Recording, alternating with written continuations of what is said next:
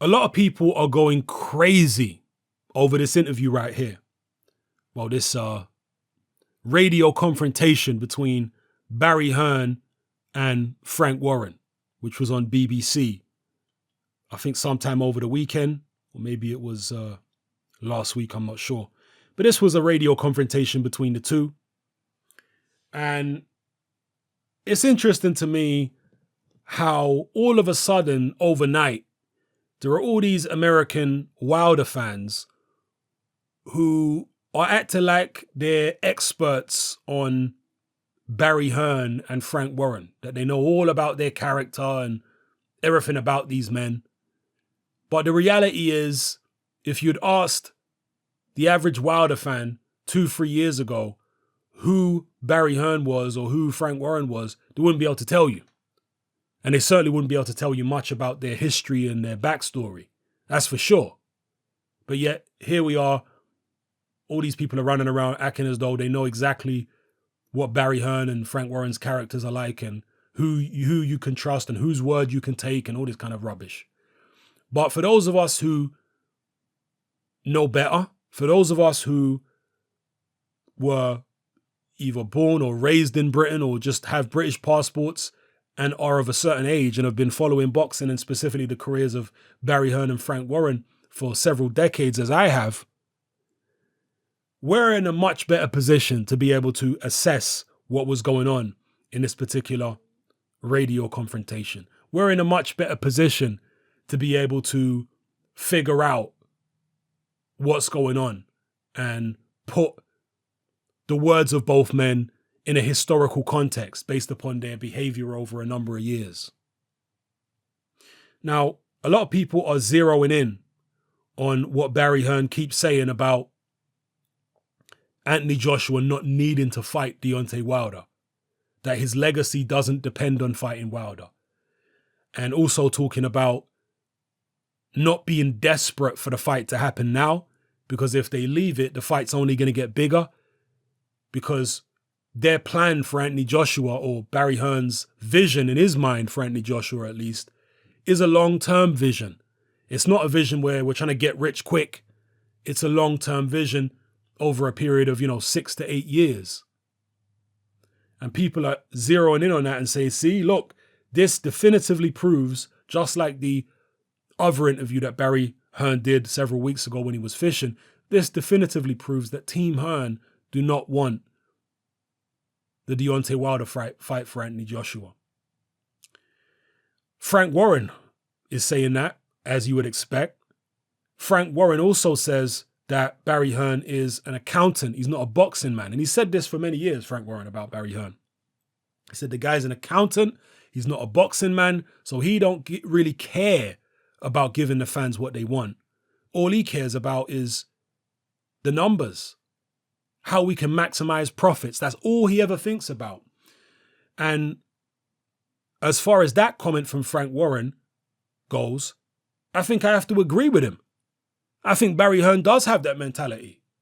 And I think that's why, and in fact, that's exactly why I said Barry Hearn made those comments in that IFL video when he was fishing about if it was up to him, he would put the Wilder Joshua fight off for 2 years because he wants to maximize the profits. And he thinks the fight can get much bigger commercially in the United States if they left it for another 2 years.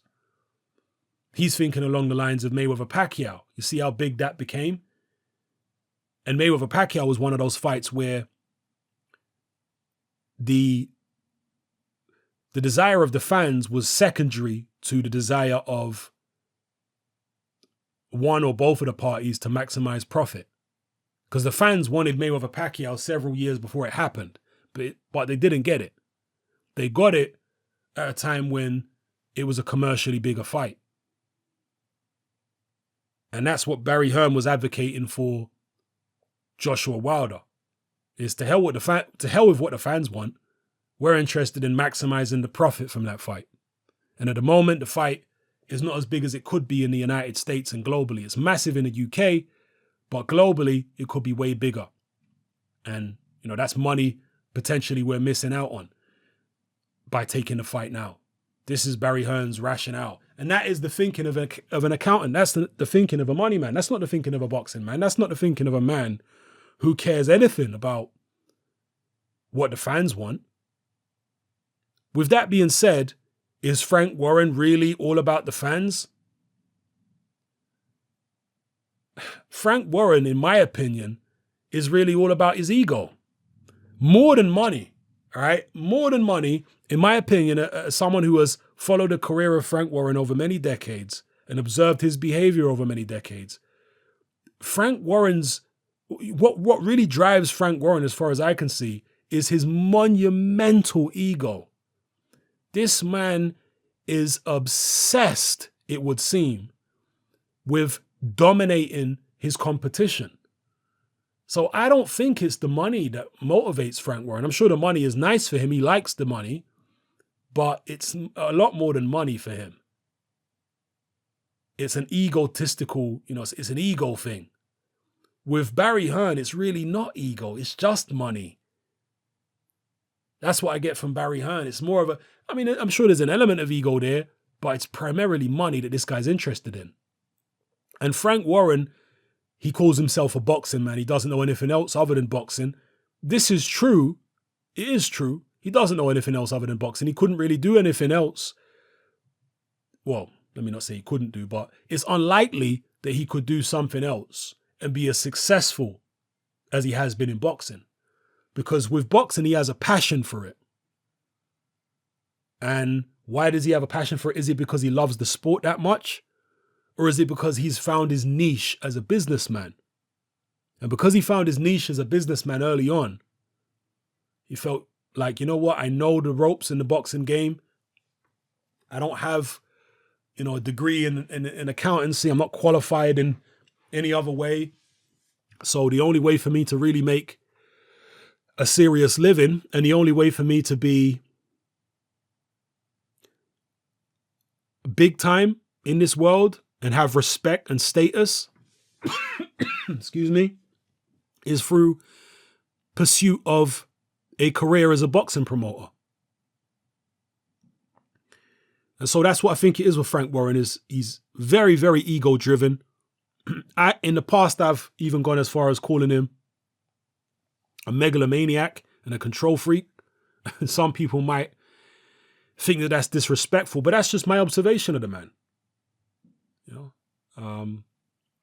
I just find him to be, my interpretation of him and his behavior is that's what he is. It's just extremely egotistical, megamaniacal, and in some ways, in my opinion, untrustworthy. Yeah, untrustworthy. And one thing as well, which Barry Hearn says towards the end of the interview, where Barry Hearn's getting a little agitated with Warren and agitated with the BBC presenter, is Barry Hearn says that the terms for Joshua Wilder need to be right for the fight to be able to happen in April, let's say. Because an offer is there that Wilder can accept, but the terms need to be right. And also, a fight between Joshua and Fury can be made, or a fight between Joshua and the winner of Fury Wilder can be made, subject to terms. And Frank Warren comes out and says, if Fury fights Joshua, it has to be 50-50. That right there should be a red flag to anybody who thinks that this is a one-sided situation and that the Hearns are completely in the wrong and Warren is completely in the right. How can Warren come out of his mouth and talk about 50-50? What an utterly ridiculous thing to say. When has Tyson Fury sold 80, 90, 70, 80, 90,000 tickets at Wembley or the Principality Stadium? When's Tyson Fury done that? When's Tyson Fury sold hundreds of thousands or even millions of pay-per-views fighting contenders, not fighting other champions? Joshua's done that too, obviously. But even just fighting contenders, Joshua's done hundreds of thousands and even millions of pay-per-view buys. When has Tyson Fury ever done that? Tyson Fury's only ever had one world title fight in his whole career. How many's Joshua had? Charles Martin, Dominic Brazil, Eric Molina, Vladimir Klitschko, Carlos Takam, Joseph Parker, Alexander Povetkin. Anthony Joshua has had 7 world title fights. Tyson Fury's only had one. Anthony Joshua's been in 2 unifications. And let me not even... In fact, I'm going to do a video, actually. Another video. Comparing the first 22 fights of Tyson Fury to the first 22 fights of Anthony Joshua and the first 22 fights of Deontay Wilder. And there really is no comparison, is there? Through the first 22 fights, Joshua's resume is way better than Fury's or Wilder's. And in fact, even though Fury and Wilder have got a lot more fights than Joshua on their record now, Joshua's resume is still better. Even though Wilder's got like double the number of fights Joshua's had, Joshua's resume is still way better. These are facts. So, for a man like Frank Warren to be talking about 50-50 if they make Fury Joshua, I mean, is the guy even serious about making the fight if he can come out with something like that? How can you be talking about 50-50? Ridiculous. It doesn't make any sense on any level in terms of achievement, in terms of, resume, in terms of who brings in the money. It doesn't make sense on any level for Frank Warren to be talking about 50-50. Is this guy even serious about making that fight? Oh, man. So anyway, in summary, Barry Hearn is indeed an accountant. He thinks financially. He doesn't really care about giving the fans what they want. Obviously, there are times, many times, when the Hearns and Matchroom do give the fans what they want. But they give them what they want because they have to in order to be commercially successful from time to time. But in instances where they can get away with not giving the fans what they want or delaying giving the fans what they want, when that suits them financially to do that, then that's what they'll do. They are thinking about money, particularly Barry, I think a bit more than his son Eddie. They're thinking about money. You see, one of the reasons why Eddie is a bit different to his dad is that Eddie grew up with boxing. Barry didn't grow up with boxing the way that Eddie did. All right, Barry was a self-made millionaire who made his money through promoting various different sports, not just boxing. He didn't grow up in a situation like his son Eddie, who was around boxers all his life. Eddie Hearn was around people like Chris Eubank Sr., Prince Nassim, various other boxers,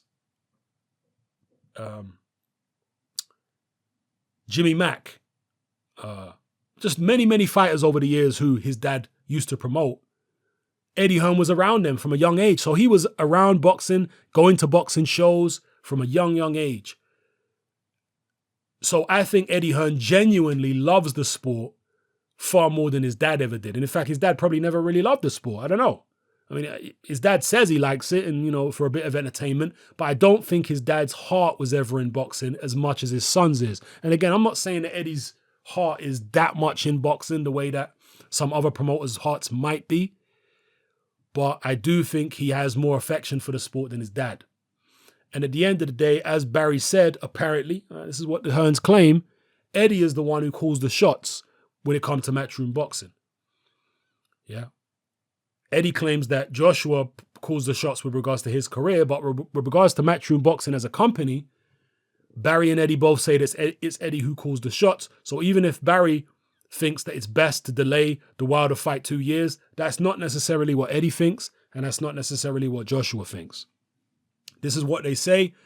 I have no idea what the truth is. I can tell you what I suspect, but I have no idea, and neither do you. None of us know for sure exactly what's going on behind closed doors in the Matchroom offices. None of us know for sure.